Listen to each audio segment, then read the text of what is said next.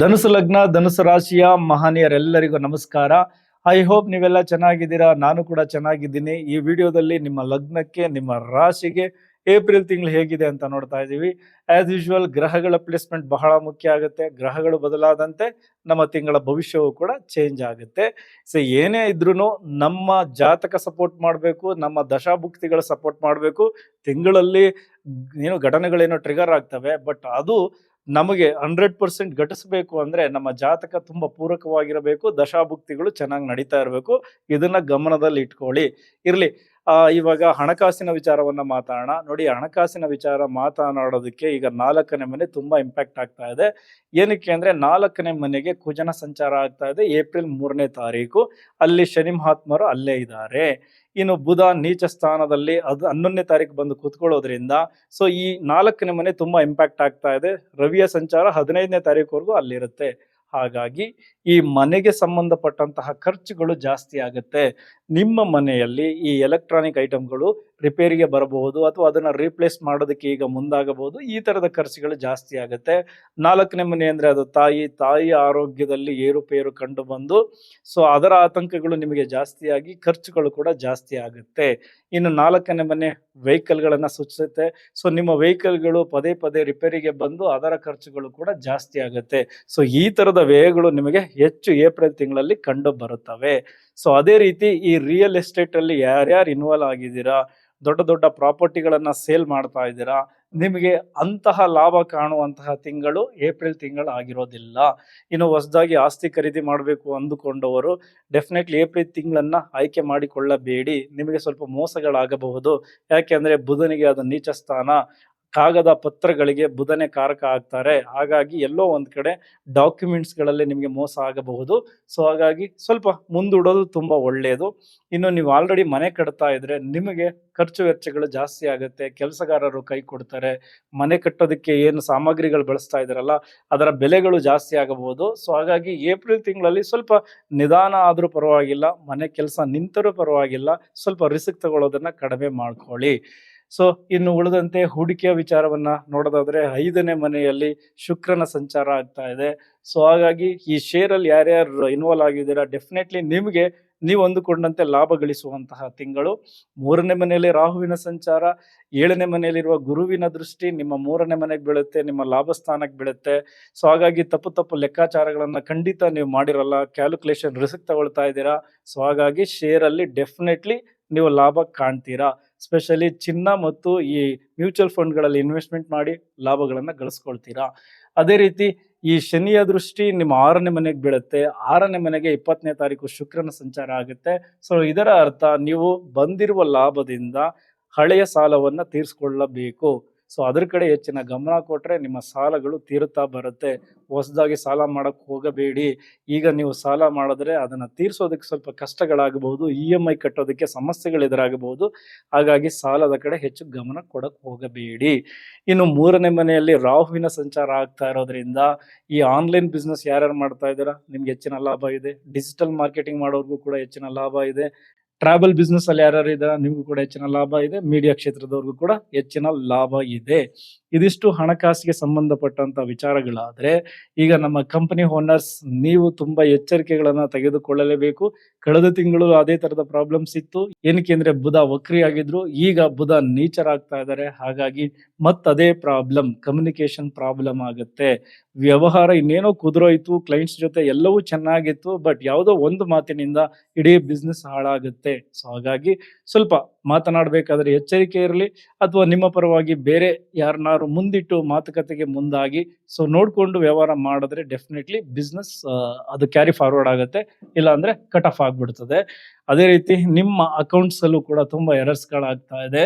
So ಹಾಗಾಗಿ ಅದ್ರ ಕಡೆ ಹೆಚ್ಚಿನ ಗಮನ ಕೊಡಿ. ಕಾಗದ ಪತ್ರಗಳಿಗೆ ಬುಧ ಕಾರಕ ಆಗಿರೋದ್ರಿಂದ ಇಲ್ಲೇ ಹೆಚ್ಚು ತೊಂದರೆಗಳು ಕಂಪ್ನಿ ಓನರ್ಸ್ಗೆ ಕಾಣ್ತಾ ಇದೆ. ಬಟ್ 5ನೇ ಮನೆಯಲ್ಲಿ ಶುಕ್ರನ ಸಂಚಾರ, 3ನೇ ಮನೆಯಲ್ಲಿ ರಾಹುವಿನ ಸಂಚಾರ. ಮಾರ್ಕೆಟಿಂಗ್ ನ ತುಂಬಾ ಚೆನ್ನಾಗಿ ಬಳಸ್ಕೊಳ್ಳಿ. ಕಮರ್ಷಿಯಲ್ ಆಗಿ ನಿಮ್ಮ ಕಂಪ್ನಿಯನ್ನ ಇನ್ನೊಂದು ಹಂತಕ್ಕೆ ತೆಗೆದುಕೊಂಡು ಹೋಗುವಂತಹ ಸಮಯ, ಬ್ರ್ಯಾಂಡಿಂಗ್ ಮಾಡಿಕೊಳ್ಳುವಂತಹ ಸಮಯ. ಅದ್ರ ಕಡೆ ಹೆಚ್ಚಿನ ಗಮನ ಕೊಟ್ರೆ ಡೆಫಿನೆಟ್ಲಿ ನಿಮ್ಮ ಕಂಪ್ನಿ ಒಳ್ಳೆ ಲೆವೆಲ್ಗೆ ರೀಚ್ ಆಗುತ್ತೆ. ಇನ್ನು ಪಾರ್ಟ್ನರ್ಶಿಪ್ ವ್ಯವಹಾರದಲ್ಲಿ ಗುರು ನೇರ ಸಂಚಾರವನ್ನ ಶುರು ಮಾಡಿರೋದ್ರಿಂದ ಒಂದು ಕ್ಲಾರಿಟಿ ಸಿಕ್ಕಿದೆ. ಜೊತೆಗೆ ನಿಮ್ಮಿಬ್ಬರ ನಡುವೆ ಒಂದು ಟ್ರಾನ್ಸ್ಪರೆನ್ಸಿ ಇದೆ. ಸೊ ಒಬ್ಬರಿಗೊಬ್ಬರು ಸಪೋರ್ಟ್ ಮಾಡಿಕೊಂಡು ಒಂದು ಹಂತಕ್ಕೆ ತುಂಬಾ ಚೆನ್ನಾಗಿ ನಿಮ್ಮ ಏನು ಒಂದು ವ್ಯವಹಾರವನ್ನ ಮೇಲ್ ತಗೊಂಡು ಹೋಗ್ತಾ ಇದ್ದೀರಾ. ಸೊ ಎಲ್ಲವೂ ಒಳ್ಳೇದಾಗುತ್ತೆ. ಸೊ ಇದಾಗಿ ಹೀಗೆ ಮುಂದುವರಿಲಿ ಅನ್ನೋದೇ ನಮ್ಮ ಆಶಯ. ಸೊ ಈಗ ನಮ್ಮ ಇನ್ನೊಂದು ಆಸ್ತಿ ಅದು ಆರೋಗ್ಯ. ಆರೋಗ್ಯದ ವಿಚಾರದಲ್ಲಿ ಗಮನ ಹರಿಸಬೇಕಾಗಿರೋದು ಡೆಫಿನೆಟ್ಲಿ ನಿಮ್ಮ 4ನೇ ಮನೆಗೆ ಸಂಬಂಧಪಟ್ಟಂತ ವಿಚಾರದಲ್ಲಿ. 4ನೇ ಮನೆ ನಮ್ಮ ಎದೆಯ ಭಾಗವನ್ನ ಸೂಚಿಸುತ್ತೆ. ಹಾಗಾಗಿ ಅಸ್ತಮ, ಎದೆ ನೋವು, ಉಸಿರಾಟದ ತೊಂದರೆಯಲ್ಲಿ ಯಾರ್ಯಾರು ಬಳಲ್ತಾ ಇದ್ದೀರಾ, ನೀವು ಮುಂಚಿತವಾಗಿ ಎಚ್ಚರಿಕೆಗಳನ್ನ ತೆಗೆದುಕೊಳ್ಳಲೇಬೇಕು. ಸಣ್ಣ ಪುಟ್ಟ ಎದೆ ನೋವುಗಳು ಎದುರಾದರೂ ಬೇಗ ಹೋಗಿ ಡಾಕ್ಟರ್ನ ಕಾಣಬೇಕು. ಓಕೆ, ಸೊ ಅಲ್ಲಿ ಹೆಚ್ಚಿನ ಗಮನ ಇಟ್ಕೊಳ್ಳಿ. ಅದೇ ರೀತಿ ನಿದ್ರಾಹೀನತೆಯ ಸಮಸ್ಯೆ, ಮೊದಲೇ ಹೇಳಿದ್ದೀನಿ, ತಾಯಿಗೆ ಸಂಬಂಧಪಟ್ಟಂತಹ ಆರೋಗ್ಯದಲ್ಲೂ ಕೂಡ ಎಚ್ಚರಿಕೆಗಳನ್ನ ತೆಗೆದುಕೊಳ್ಬೇಕು. ಇನ್ನು ನಮ್ಮ ಲೈಫ್ ಸ್ಟೈಲ್ ಕಾಯಿಲೆಗಳಾದಂತಹ ಡಯಾಬಿಟೀಸ್, ಥೈರಾಯ್ಡ್, ಗಂಟಲಲ್ಲಿ ಸಮಸ್ಯೆ, ಈ ತರದೆಲ್ಲವೂ ಜಾಸ್ತಿ ಉಲ್ಬಣಗೊಳ್ಳುತ್ತೆ. ಅದರ ಕಡೆ ಹೆಚ್ಚಿನ ಗಮನ ಇರಲಿ. 6ನೇ ಮನೆಗೆ ಶುಕ್ರನ ಸಂಚಾರ ಆಗುತ್ತೆ ರೋಗ ಸ್ಥಾನಕ್ಕೆ. ಈ ಗುಪ್ತಾಂಗಗಳಲ್ಲಿ ತೊಂದರೆಗಳು, ಯೂರಿನರಿ ಇನ್ಫೆಕ್ಷನ್, ಈ ತರದ ಸಮಸ್ಯೆಗಳು ಜಾಸ್ತಿ ಆಗುತ್ತೆ. ಲಗ್ನಕ್ಕೆ ಗುರುವಿನ ದೃಷ್ಟಿ ಬೀಳುತ್ತೆ. ಸ್ವಲ್ಪ ಒಳ್ಳೆಯ ಡಾಕ್ಟರು ಅಥವಾ ಒಳ್ಳೆಯ ಮೆಡಿಸಿನ್ ಸಿಕ್ಕಿದರೂ ಈ ಲಿವರ್ ಸಂಬಂಧಿತ ಏನು ಸಮಸ್ಯೆಗಳಲ್ಲಿ ಯಾರ್ಯಾರು ಆಲ್ರೆಡಿ ಬಳಲ್ತಾ ಇದ್ದೀರಾ, ನೀವು ಸ್ವಲ್ಪ ಎಚ್ಚರಿಕೆಗಳನ್ನ ತೆಗೆದುಕೊಳ್ಳಬೇಕು. ಅಲ್ಲಿ ಏನಾದರೂ ಆರೋಗ್ಯದ ಸಮಸ್ಯೆಗಳು ಎದುರಾಗಕ್ಕೆ ಮುಂಚೆನೆ ನೀವು ಹೋಗಿ ಆ ತಪಾಸಣೆ ಮಾಡಿಕೊಂಡು ಅದಕ್ಕೆ ಏನು ಮೆಡಿಕೇಶನ್ ಮಾಡ್ಕೋಬೇಕು ಅದನ್ನ ಮಾಡ್ಕೊಳ್ಳೋದು ತುಂಬಾ ಒಳ್ಳೆಯದು. ಇದು ಆರೋಗ್ಯಕ್ಕೆ ಸಂಬಂಧಪಟ್ಟಂತಹ ವಿಚಾರಗಳು. ಎಚ್ಚರಿಕೆಗಳನ್ನ ತೆಗೆದುಕೊಂಡರೆ ಸ್ವಲ್ಪ ಸಮಸ್ಯೆಗಳಿಂದ ದೂರ ಇರಬಹುದು. ಈಗ ನಮ್ಮ ರಾಜಕೀಯ ಕ್ಷೇತ್ರ ನೋಡಿ, ರಾಜಕೀಯ ಅಂದಾಗ ಇಲ್ಲಿ 4ನೇ ಮನೆ. ಸೊ ಎಲ್ಲೋ ಒಂದ್ ಕಡೆ ನಿಮ್ಮ ಒಂದು ಪಾರ್ಟಿಯಲ್ಲೇ ನಿಮ್ಮ ವಿರೋಧಿಗಳು ಜಾಸ್ತಿ ಆಗ್ತಾ ಇದ್ದಾರೆ. ನಿಮ್ಮ ಮತ್ತು ನಿಮ್ಮ ಮೇಲ್ವರ್ಗದವರು ಯಾರ್ಯಾರಿದ್ದಾರೆ ಅವರ ನಡುವೆ ಮಾತಿನ ಚಕಮಕಿ ನಡೀತಾ ಇದೆ. ಈಗೋ ಕ್ಲಾಶಸ್ ಬರ್ತಾ ಇದೆ. ತಪ್ಪಾಗಿ ಅರ್ಥ ಮಾಡ್ಕೊಳ್ತಾ ಇದ್ದಾರೆ. ಒಟ್ಟಾರೆ ಗೊಂದಲದ ವಾತಾವರಣ ನಿಮ್ಮ ಪಾರ್ಟಿಯಲ್ಲೇ ಶುರುವಾಗಿದೆ, ನಿಮ್ಮ ಕಾರ್ಯಕರ್ತರ ನಡುವೆ ಶುರುವಾಗಿದೆ, ನಿಮ್ಮ ಬೆಂಬಲಿಗರ ನಡುವೆ ಶುರುವಾಗಿದೆ. ಸೊ ಇದೆಲ್ಲವೂ ಸ್ವಲ್ಪ ದಿನ ಬುಧ ನೀಚನಾಗಿದ್ದಾರೆ, ಅವರು ನಿಮ್ಮ ಕರ್ಮಾಧಿಪತಿಯೂ ಹೌದು ಕೂಡ. ಸೊ ಹಾಗಾಗಿ ಈ ತರದ ಗೊಂದಲಗಳು ಸ್ವಲ್ಪ ದಿನ ಇರುತ್ತೆ. ಸ್ವಲ್ಪ ಬ್ಯಾಲೆನ್ಸ್ಡ್ ಆಗಿ ಹೋಗಿ, ಸುಮ್ಮನೆ ಏನೇನೋ ನೀವು ಮಾತನಾಡಿ ತಪ್ಪಿಗೆ ಸಿಗಾಕೊಳ್ಳಕ್ ಹೋಗ್ಬೇಡಿ. ಯಾಕೆಂದ್ರೆ ಬುಧ ನೀಚನಾಗಿದ್ದಾಗ ನಿಮ್ಮ ಕಮ್ಯುನಿಕೇಶನ್ ಚೆನ್ನಾಗಿರಲ್ಲ. ಮೀಡಿಯಾದಲ್ಲಿ ಮಾತಾಡ್ಬೇಕಾದ್ರೆ, ಪಾರ್ಟಿ ಮೀಟಿಂಗ್ಸ್ ಅಲ್ಲಿ ಮಾತಾಡ್ಬೇಕಾದ್ರೆ, ಪಬ್ಲಿಕ್ ಮೀಟಿಂಗ್ ಗಳಲ್ಲಿ ಮಾತಾಡ್ಬೇಕಾದ್ರೆ ನಿಮ್ಮ ಒಂದು ಮಾತು ಇಡೀ ನಿಮ್ಮ ಒಂದು ಪ್ರೊಫೈಲ್ಗೆ ಒಂದು ದೊಡ್ಡ ಹಿನ್ನಡೆಯನ್ನ ತರಬಹುದು. ಹಾಗಾಗಿ ಮಾತಿನಲ್ಲಿ ತುಂಬಾ ಎಚ್ಚರಿಕೆ ಇರಲಿ. ಯಾವಾಗ ಸೂರ್ಯ 5ನೇ ಮನೆಗೆ ಎಂಟ್ರಿ ಕೊಡ್ತಾರೋ ಆಗ ಸ್ವಲ್ಪ ಎಲ್ಲವೂ ಬದಲಾವಣೆ ಆಗುತ್ತೆ. 3ನೇ ಮನೆಯಲ್ಲಿ ರಾಹು ಇರೋದ್ರಿಂದ ನೀವು ಬ್ಯಾಕ್ ಎಂಡ್ ಅಲ್ಲಿ ಏನೇನು ಸ್ಟ್ರಾಟಜಿ ಮಾಡ್ತಾ ಇದ್ದೀರಾ ಅದು ಡೆಫಿನೆಟ್ಲಿ ವರ್ಕ್ ಆಗುತ್ತೆ. ಸೊ ಅದ್ರ ಕಡೆ ಹೆಚ್ಚಿನ ಗಮನ ಕೊಡಿ. ಡಿಜಿಟಲ್ ಮಾರ್ಕೆಟಿಂಗ್ ನ ಬಳಸ್ಕೊಳ್ಳಿ. ಸೋಷಿಯಲ್ ಮೀಡಿಯಾದಲ್ಲಿ ನಿಮ್ಮ ಒಂದು ಪ್ರೊಫೈಲ್ ಅನ್ನ ತುಂಬಾ ಅದ್ಭುತವಾಗಿ ರೀಚ್ ಮಾಡಲಿಕ್ಕೆ ಪ್ರಯತ್ನ ಪಡಿ. ಮುಂದಿನ ಎಲೆಕ್ಷನ್ಗಳಿಗೆ ಈಗ ನೀವು ಮಾಡ್ತಾ ಇರುವಂತಹ ಕೆಲಸ ಕಂಪ್ಲೀಟ್ಲಿ ಇಂಪ್ಯಾಕ್ಟ್ ಆಗುತ್ತೆ. ನಿಮಗೆ ಅದು ಒಳ್ಳೆಯ ಒಂದು ರಿಸಲ್ಟ್ ಅನ್ನ ತಂದು ಕೊಡುತ್ತೆ. ಹಾಗಾಗಿ ಅದ್ರ ಕಡೆ ಹೆಚ್ಚಿನ ಗಮನ ಕೊಡಬಹುದು. ಹಾಗೆ ಸರ್ಕಾರಿ ಅಧಿಕಾರಿಗಳ ಬಗ್ಗೆ ನೋಡೋಣ. ನೋಡಿ, ಸರ್ಕಾರಿ ಅಧಿಕಾರಿಗಳಿಗೆ ಕರ್ಮಾಧಿಪತಿನೇ 4ನೇ ಮನೆ ಅಂದ್ರೆ ನೀಚ ಸ್ಥಾನದಲ್ಲಿ ಬಂದು ಕುಂತಿದ್ದಾರೆ. ಅಲ್ಲಿ ಕುಜ, ಶನಿ ಜೊತೆಗೆ 15ನೇ ತಾರೀಕುವರೆಗೂ ರವಿಯ ಸಂಚಾರ. ಸೊ ಇಲ್ಲಿ ನೀವು ತುಂಬಾ ಎಚ್ಚರಿಕೆಯಿಂದ ಇರಬೇಕು. ನಿಮ್ಮ ಆಫೀಸಲ್ಲಿ ವಾತಾವರಣ ಚೆನ್ನಾಗಿಲ್ಲ. ನಿಮ್ಮ ಮೇಲಧಿಕಾರಿಗಳ ಜೊತೆ ಸ್ವಲ್ಪ ವಾಗ್ವಾದ ನಡೀತಾ ಇದೆ. ಕೆಲಸಗಳು ಜಾಸ್ತಿ ಆಗ್ತಾ ಇದೆ. ರಜಾ ಕೊಟ್ಬಿಡೋಣ, ಸ್ವಲ್ಪ ದಿನ ಹೊರಗಡೆ ಇರೋಣ, ಈ ತರದೆಲ್ಲ ಆಲೋಚನೆಗಳು ನಿಮಗೆ ಜಾಸ್ತಿ ಆಗ್ತಾ ಇದೆ. ಸೊ ಮೊದಲ 15 ದಿನ ನೀವು ಹೇಗೆ ರಿಸೀವ್ ಮಾಡ್ಕೊಳ್ತೀರಾ, ತಾಳ್ಮೆಯಿಂದ ಅದನ್ನೆಲ್ಲ ಹೇಗೆ ಫೇಸ್ ಮಾಡ್ತೀರಾ ಅನ್ನೋದ್ರ ಮೇಲೆ ನಂತರದ 15 ದಿನಗಳಿದೆಯಲ್ಲ ಅಲ್ಲಿ ಲಾಭಗಳು ತುಂಬಾ ಇವೆ. ಏನಕ್ಕೆ ಅಂದ್ರೆ ರವಿ 5ನೇ ಮನೆಗೆ ಶುಕ್ರನ ಜೊತೆ ಇತಿ ಆಗ್ತಾರೆ. ಡೆಫಿನೆಟ್ಲಿ ನಿಮಗೆ ಸಮಾಜದಲ್ಲಿ ಗೌರವ ಜಾಸ್ತಿ ಆಗುತ್ತೆ. ನೀವು ಅಂದುಕೊಂಡಂತಹ ಕಡೆಗೆ ವರ್ಗಾವಣೆ, ನೀವು ಇಷ್ಟಪಟ್ಟಿರುವಂತಹ ಪ್ಲೇಸ್ಗೆ ಬಡ್ತಿ, ಇದೆಲ್ಲವೂ ಸಿಗುತ್ತೆ. ಸೊ ಹಾಗಾಗಿ ಮೊದಲ 15 ದಿನ ಈ ಮೇಲಧಿಕಾರಿಗಳ ಜೊತೆ ಮಾತನಾಡಬೇಕಾದ್ರೆ ಸ್ವಲ್ಪ ಎಚ್ಚರ ವಹಿಸಿ. ಈಗೋ ಕ್ಲಾಶಸ್ ಬರುತ್ತೆ, ಸ್ವಾಭಿಮಾನಕ್ಕೆ ಧಕ್ಕೆ ಬರ್ಬೋದು. ಎಲ್ಲವನ್ನ ತಾಳ್ಮೆಯಿಂದ ಎದುರಿಸಿ ಮುಂದಿನ 15 ದಿನಗಳು ಡೆಫಿನೆಟ್ಲಿ ಚೆನ್ನಾಗಿರುತ್ತೆ. ಅದೇ ರೀತಿ ಖಾಸಗಿ ಎಂಪ್ಲಾಯೀಸ್, ಸ್ಪೆಷಲಿ ಈ IT ಮತ್ತು ಸಾಫ್ಟ್ವೇರ್ ಇಂಡಸ್ಟ್ರಿ, ನೀವು ಒಂದು ತಪ್ಪನ್ನ ಹುಡುಕಿದ್ರೆ ಇನ್ನೊಂದು ತಪ್ಪು ನಿಮ್ಗೆ ಆಲ್ರೆಡಿ ಕಾಯ್ತಾ ಇರುತ್ತೆ ನೀವು ಮಾಡುವ ಕೆಲಸಗಳಲ್ಲಿ. ಯಾಕೆ ಅಂದ್ರೆ ಬುಧ ನೀಚರಾಗ್ಬಿಟ್ಟಿದ್ದಾರೆ. ಸೊ ಒಂದು ಎರರ್ನ ಸರಿ ಮಾಡ್ತೀರಾ, ಇನ್ನೊಂದು ಎರರ್ ಹುಟ್ಕೊಳ್ಳುತ್ತೆ. ಈ ರೀತಿ ಕೆಲಸದ ಟೆನ್ಷನ್ ಜಾಸ್ತಿ ಆಗಿದೆ. ಓವರ್ ಟೈಮ್ ಕೆಲಸ ಮಾಡಬೇಕಾದ ಪರಿಸ್ಥಿತಿ ಇದೆ. ಅದರ ಜೊತೆಗೆ ಈ ಆಫೀಸಲ್ಲಿ ಸಹೋದ್ಯೋಗಿಗಳ ಒಂದ್ ರೀತಿ ಕಿರಿಕಿರಿ ಬೇರೆ ಇರುತ್ತೆ ಮೊದಲ 15 ದಿನ ಆದ ಮೇಲೆ ಡೆಫಿನೆಟ್ಲಿ ಸೀನಿಯರ್ ಲೆವೆಲ್ ಎಂಪ್ಲಾಯೀಸ್ ಯಾರ್ಯಾರು ಇದ್ದೀರಾ, ನಿಮಗೆ ಸೂರ್ಯ ಸಪೋರ್ಟ್ ಮಾಡ್ತಾರೆ. ನಿಮ್ಮ ಬಾಸ್ ಏನಾದರೂ ಲೇಡಿ ಆಗಿದ್ರೆ, HR ಲೇಡಿ ಆಗಿದ್ರೆ ಅವರ ಸಪೋರ್ಟ್ ಸಿಗುತ್ತೆ, ಸ್ಯಾಲ್ರಿ ಹೈಕ್ ಆಗುತ್ತೆ, ಪ್ರಮೋಷನ್ ಸಿಗುತ್ತೆ. ಈ ತರದೆಲ್ಲವೂ ಗುಡ್ ನ್ಯೂಸ್ ಇದೆ. ಗಾರ್ಮೆಂಟ್ಸ್ ಇರ್ಲಿ ಅಥವಾ ದೊಡ್ಡ ದೊಡ್ಡ ಕಂಪನಿಯಲ್ಲಿ ಕೆಲಸ ಮಾಡ್ತಾ ಇರೋರು ಇರ್ಲಿ, ನಿಮಗೆ ಸ್ಯಾಲರಿ ಹೈಕ್ ಆಗುವಂತಹ ಸಮಯ. ನಿಮ್ಮ ಎಫರ್ಟ್ಗೆ ತಕ್ಕಂತೆ, ನಿಮ್ಮ ಸೀನಿಯಾರಿಟಿಗೆ ಮತ್ತು ನಿಮ್ಮ ಎಕ್ಸ್ಪೀರಿಯನ್ಸ್ಗೆ ತಕ್ಕಂತೆ ಏಪ್ರಿಲ್ ತಿಂಗಳು ಡೆಫಿನೆಟ್ಲಿ ಸ್ಯಾಲರಿ ಜಾಸ್ತಿ ಆಗುತ್ತೆ. ಗುರುಗಳ ಸಪೋರ್ಟ್ ಇದೆ, ಡೋಂಟ್ ವರಿ. ನಿಮ್ಮ ಸಹೋದ್ಯೋಗಿಗಳು ಯಾರ್ಯಾರು ಇಷ್ಟು ದಿನ ಕೆಟ್ಟವರಾಗಿದ್ರಲ್ಲ, 15ನೇ ತಾರೀಕು ನಂತರ ಡೆಫಿನೆಟ್ಲಿ ಅವರು ಕೂಡ ನಿಮಗೆ ಸಪೋರ್ಟ್ ಮಾಡ್ತಾರೆ. ಸೊ ಒಟ್ಟಾರೆ ಆಫೀಸ್ ವಾತಾವರಣ 15ನೇ ತಾರೀಕು ನಂತರ ತುಂಬಾ ಚೆನ್ನಾಗಿರುತ್ತೆ. ಆಫೀಸಲ್ಲಿ ಸ್ತ್ರೀಯಿಂದ ನಿಮಗೆ ಡೆಫಿನೆಟ್ಲಿ ಲಾಭ ಇದೆ, ಅದನ್ನ ಸರಿಯಾಗಿ ಬಳಸ್ಕೊಳ್ಳಿ. ಈಗ ಹೊಸದಾಗಿ ಕೆಲಸ ಹುಡುಕೋರಿಗೆ ಒಳ್ಳೆಯ ಜಾಬ್ ಸಿಗುತ್ತೆ. 15ನೇ ತಾರೀಕು ನಂತರ ಟ್ರೈ ಮಾಡಿ, ಒಳ್ಳೆಯ ಕೆಲಸ ಸಿಗುತ್ತೆ, ಒಳ್ಳೆಯ ಸಂಬಳವೂ ಸಿಗುತ್ತೆ. ಇನ್ನು ಸರ್ಕಾರಿ ಕೆಲಸಕ್ಕೆ ಟ್ರೈ ಮಾಡೋರು 15 ತಾರೀಕಿನ ನಂತರ ಟ್ರೈ ಮಾಡಬಹುದು. ಪೋಸ್ಟಿಂಗ್ಗೆ ಕಾಯ್ತಾ ಇರೋರು 15ನೇ ತಾರೀಕು ನಂತರ ಗುಡ್ ರಿಸಲ್ಟ್ ಅನ್ನ ಎಕ್ಸ್ಪೆಕ್ಟ್ ಮಾಡಬಹುದು. ಈಗ ನಾವು ಕೋರ್ಟ್ ಕೇಸು ಮತ್ತು ವಕೀಲರ ಬಗ್ಗೆ ನೋಡೋಣ. ನೋಡಿ, ಕೋರ್ಟ್ ಕೇಸು 6ನೇ ಮನೆಯಲ್ಲಿ ಶುಕ್ರನ ಸಂಚಾರ ಆಗ್ತಾ ಇದೆ. ಅದು 20ನೇ ತಾರೀಕು ನಂತರ. 6ನೇ ಮನೆಗೆ ಶನಿಯ ಒಂದು ದೃಷ್ಟಿ ಇದೆ. ಸೊ ಇದರ ಅರ್ಥ 4ನೇ ಮನೆಯಲ್ಲಿ ಶನಿಯ ಸಂಚಾರ ಆಗ್ತಾ ಇದೆ. 4ನೇ ಮನೆಯಲ್ಲಿ ಕುಜ ಮತ್ತು ನೀಚ ಬುಧನ ಒಂದು ಯುತಿ ಇದೆ. ಹಾಗಾಗಿ ಮೊದಲ 15 ದಿನ ನಿಮಗೆ ಯಾವುದೇ ರೀತಿಯ ಸಪೋರ್ಟ್ ಇರಲ್ಲ. ಕೋರ್ಟ್ ಕೇಸ್ಗೆ ಸಂಬಂಧಪಟ್ಟಂತೆ ಸಾಕಷ್ಟು ತಪ್ಪುಗಳು ನಿಮ್ಮಿಂದನೇ ಆಗ್ತಾ ಇರುತ್ತೆ. ಈ ಕ್ರಾಸ್ ಎಕ್ಸಾಮಿನೇಷನ್ ಅಲ್ಲಿ ನೀವೇ ತಪ್ಪಿಗೆ ಸಿಗಾಕಬಿಡ್ಬೇಕು, ಆ ರೀತಿ ಮಾತುಗಳನ್ನ ಹೇಳ್ಬಿಡ್ತೀರಾ. ಸೊ ಎಚ್ಚರಿಕೆ ವಹಿಸಿ. 15ನೇ ತಾರೀಕು ನಂತರ ಸ್ವಲ್ಪ ಫೇವರಬಲ್ ಆಗುತ್ತೆ ನಿಮಗೆ, ಕೇಸ್ ನಿಮ್ಮ ಪರವಾಗಿ ಬರಬಹುದು. ಗುರುಗಳ ದೃಷ್ಟಿ 11ನೇ ಮನೆಗಿದೆ. ಹಾಗಾಗಿ 15ರವರೆಗೂ ತುಂಬಾ ಜವಾಬ್ದಾರಿತವಾಗಿ ಕೇಸಲ್ಲಿ ಇನ್ವಾಲ್ವ್ ಆಗಿ, ತುಂಬಾ ನಿಮ್ಮ ಲಾಯರ್ ಜೊತೆ ಚೆನ್ನಾಗಿ ಕಮ್ಯುನಿಕೇಶನ್ ಮಾಡಿ, ಇರೋ ವಿಚಾರಗಳನ್ನೆಲ್ಲ ಅವ್ರ ಹತ್ರ ಹೇಳ್ಕೊಳ್ಳಿ. ಡಾಕ್ಯುಮೆಂಟ್ಸ್ ಕಡೆ ಗಮನ ಕೊಡಿ. ಯಾಕೆಂದ್ರೆ ನಿಮ್ಮ ಎದುರಾಳಿಗಳು ನಿಮ್ಮ ವಿರುದ್ಧ ಸಾಕ್ಷಿಗಳನ್ನ ಸೃಷ್ಟಿ ಮಾಡ್ತಾ ಇದ್ದಾರೆ, ನಿಮ್ಮ ಸಾಕ್ಷಿಗಳನ್ನ ತಿರುಚ್ತಾ ಇದ್ದಾರೆ. ಈ ತರದೆಲ್ಲ ಪ್ರಯೋಗ ಇದೆ.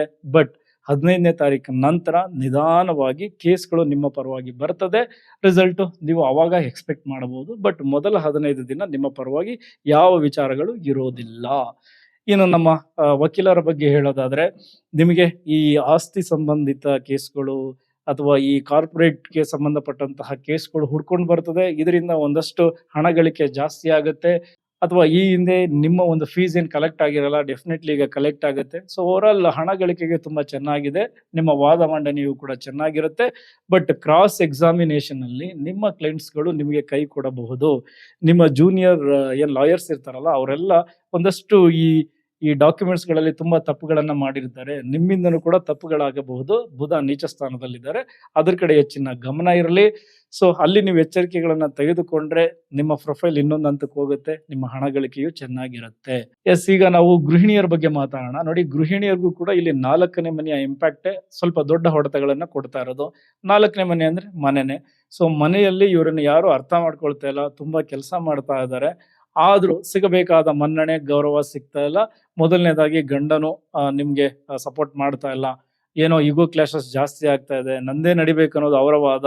ಸೊ ನೀವು ಅವ್ರ ಜೊತೆ ವಾದ ಕೇಳಿದ್ರೆ ನೀವು ಗೆಲ್ಲಲ್ಲ. ಅದಕ್ಕೆ ಗ್ರಹಗಳು ಸಪೋರ್ಟ್ ಮಾಡಲ್ಲ. ಬದಲಾಗಿ ಸ್ವಲ್ಪ ತಾಳ್ಮೆಯಿಂದನೇ ವರ್ತಿಸುವಂತಹ ಕಾಲ.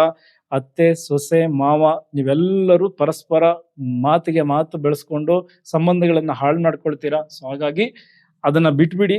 ಈ ಒಂದು ತಿಂಗಳನ್ನ ಸ್ವಲ್ಪ ತಾಳ್ಮೆಯಿಂದ ಕಳೀರಿ. ಇನ್ನು ಮಕ್ಕಳ ವಿಚಾರದಲ್ಲಿ 5ನೇ ಮನೆಯಲ್ಲಿ ಶುಕ್ರನ ಸಂಚಾರ, ರವಿಯ ಸಂಚಾರ. ಅವರ ಎಜುಕೇಶನ್ ಚೆನ್ನಾಗಿದೆ, ಅವರ ರಿಸಲ್ಟ್ ನೋಡಿ ಖುಷಿ ಆಗ್ತೀರಾ. ಸೊ ಅದೊಂದಷ್ಟೇ ನಿಮಗೆ ಖುಷಿಯ ವಿಚಾರ. ಉಳಿದಂತೆ ಸಂಬಂಧಗಳನ್ನ ಬ್ಯಾಲೆನ್ಸ್ ಮಾಡ್ಕೊಂಡು ಹೋಗ್ಬೇಕು. ಮಾತಿನ ಕಡೆ ಹೆಚ್ಚಿನ ನಿಗಾ ಇರಲಿ. ನಿಮ್ಮ ಒಂದು ವಿಚಾರಗಳನ್ನ 3ನೇ ವ್ಯಕ್ತಿಗಳಿಗೆ ಅಥವಾ ಅಕ್ಕಪಕ್ಕದ ಮನೆಯವರಿಗೆ ಹೇಳಲಿಕ್ಕೆ ಹೋಗ್ಬೇಡಿ. ಅವರು ನಿಮ್ಮ ವಿಷಯಕ್ಕೆ ಮಸಾಲೆ ಬೆರೆಸಿ ಇನ್ನೇನೇನೋ ಹರಡು ಬಿಡ್ತಾರೆ. 3ನೇ ಮನೆಯಲ್ಲಿ ರಾಹುವಿನ ಸಂಚಾರ ಆಗ್ತಾ ಇದೆ. ಸೊ ಅದ್ರ ಕಡೆ ಹೆಚ್ಚಿನ ಗಮನ ಇರಲಿ. ಇನ್ನು ನಮ್ಮ ಶಿಕ್ಷಣ ಕ್ಷೇತ್ರ, ಶಿಕ್ಷಕರು ಕೂಡ ನಿಮಗೆ ನಿಮ್ಮ ಆಫೀಸ್ನಲ್ಲಿ ತುಂಬಾ ಏನೋ ನಿಮ್ಮ ಮೇಲೆ ಬೇರೆ ಬೇರೆ ತರದ ಆರೋಪಗಳು ಬರುವಂತಹ ಸಮಯ. ಎಲ್ಲೋ ಒಂದ್ ಕಡೆ ನೀವೇ ತುಂಬಾ ಮಿಸ್ಟೇಕ್ಗಳನ್ನ ಮಾಡಿರ್ತೀರಾ. ಅದು ಗೊತ್ತಾಗ್ಬಿಟ್ಟು ಈಗ ಮ್ಯಾನೇಜ್ಮೆಂಟ್ ಜೊತೆ ಅವರ ನಡುವೆ ವಾಗ್ವಾದಗಳು ನಡೀತಾ ಇದ್ದಾವೆ. ಅದನ್ನ ಸ್ವಲ್ಪ ಬ್ಯಾಲೆನ್ಸ್ಡ್ ಆಗಿ ನೀವು ತಳ್ಳಿಬಿಟ್ರೆ 15ನೇ ತಾರೀಕು ನಂತರ ನಿಮಗೆ ಸಿಗಬೇಕಾದ ಗೌರವ, ಮನ್ನಣೆ ಎಲ್ಲವೂ ಸಿಗುತ್ತೆ. ಸೊ ಮೊದಲ 15 ದಿನ ತುಂಬಾ ಎಚ್ಚರಿಕೆಯಿಂದ ಕಳಿಬೇಕು. ಆಗುವಂತಹ ಘಟನೆಗಳಿಂದ ಕೆಟ್ಟ ನಿರ್ಧಾರಗಳನ್ನ ತೆಗೆದುಕೊಳ್ಳಬೇಡಿ, ಕೆಟ್ಟ ಸ್ಟೆಪ್ಸ್ ಗಳಿಗೆ ಮುಂದಾಗಬೇಡಿ. ಸ್ಟೂಡೆಂಟ್ಸ್, ನಿಮಗೂ ಕೂಡ ತುಂಬಾ ಚೆನ್ನಾಗಿದೆ. ಏಪ್ರಿಲ್ ತಿಂಗಳಲ್ಲಿ ರಿಸಲ್ಟ್ ನ ಕಾಯ್ತಾ ಇರೋರು, ನೀವು ಅಂದ್ಕೊಂಡಂತಹ ರಿಸಲ್ಟ್ ಸ್ವಲ್ಪ ಉಲ್ಟಾ ಆಗಬಹುದು. ಯಾಕೆಂದ್ರೆ ಎಕ್ಸಾಮ್ ಬರಿಬೇಕಾದ್ರೆ ಬುಧ ವಕ್ರಿ ಆಗಿದ್ರು, ಈಗ ರಿಸಲ್ಟ್ ನೋಡ್ಬೇಕಾದ್ರೆ ಬುಧ ನೀಚ ಆಗಿದ್ದಾರೆ. ಒಟ್ಟಾರೆ ನಿಮ್ಮ ಕ್ಯಾಲ್ಕುಲೇಷನ್ ಉಲ್ಟಾ ಆಗ್ತಾ ಇದೆ. ಒಂದು ರಿವ್ಯಾಲ್ಯೂಯೇಷನ್ಗೆ ಹಾಕೋದಿದ್ರೆ ಹಾಕಿ ಅಂದ್ರೆ ನಿಮ್ಮ ಟೀಚರ್ಸ್ಗಳು ಕೂಡ ಮಿಸ್ಟೇಕ್ ಮಾಡಿರ್ತಾರೆ, ಬುಧ ವಕ್ರಿ ಆಗಿರೋದ್ರಿಂದ. ಇನ್ನು ಈಗ ಎಕ್ಸಾಮ್ ಬರಿತಾ ಇರೋರು ಟೆನ್ಷನ್ ಆಗಬೇಡಿ, ಪ್ರಶ್ನೆಗಳನ್ನ ಸರಿಯಾಗಿ ಅರ್ಥ ಮಾಡ್ಕೊಳ್ಳಿ, ಉತ್ತರ ಡೆಫಿನೆಟ್ಲಿ ನಿಮ್ಮ ತಲೆಯಲ್ಲಿದೆ. ಯಾಕೆಂದ್ರೆ ನೀವು ಬರೆದು ಪ್ರಾಕ್ಟೀಸ್ ಮಾಡಿದ್ರೆ ಈಗ ಅದು ನಿಮಗೆ ಅದು ಹೆಲ್ಪ್ ಮಾಡುತ್ತೆ, ಬುಧ ಸಪೋರ್ಟ್ ಮಾಡ್ತಾರೆ. ಇಲ್ಲ ಅಂದ್ರೆ ಯಾವುದೋ ಪ್ರಶ್ನೆಗೆ ಇನ್ಯಾವುದೋ ಉತ್ತರ ಬರೀತೀರಾ, ಸ್ಪೆಲ್ಲಿಂಗ್ ಮಿಸ್ಟೇಕ್ ಆಗುತ್ತೆ, ಮಾರ್ಕ್ಸ್ ಗಳನ್ನ ಕಳ್ಕೊಳ್ತೀರಾ. ಸೊ ಓವರ್ ವಿದ್ಯಾರ್ಥಿಗಳು ಕೂಡ ತುಂಬಾ ಎಚ್ಚರಿಕೆಯಿಂದ ಇರಬೇಕು. ಇನ್ನು ನಮ್ಮ ಕೃಷಿ ಕ್ಷೇತ್ರಕ್ಕೆ ಸಂಬಂಧಪಟ್ಟಂತೆ ಮಾತನಾಡೋದಾದ್ರೆ, ಸೊ ಭೂಮಿ 4ನೇ ಮನೆ. ಸೊ ಭೂಮಿಗೆ ಸಂಬಂಧಪಟ್ಟಂತಹ ಖರ್ಚುಗಳು ಜಾಸ್ತಿ ಆಗುತ್ತೆ, ನಿಮ್ಮ ಯಂತ್ರೋಪಕರಣಗಳು ಖರ್ಚುಗಳನ್ನ ತಂದು ಕೊಡ್ತವೆ, ನೀರಿನ ಸಮಸ್ಯೆಗಳು ಜಾಸ್ತಿ ಆಗುತ್ತೆ. ಓವರ್ ಕೃಷಿಯಲ್ಲಿ ಹೆಚ್ಚು ವೆಚ್ಚಗಳನ್ನ ಮಾಡುವಂತಹ ಸಮಯ ಕೃಷಿಕರಿಗೆ.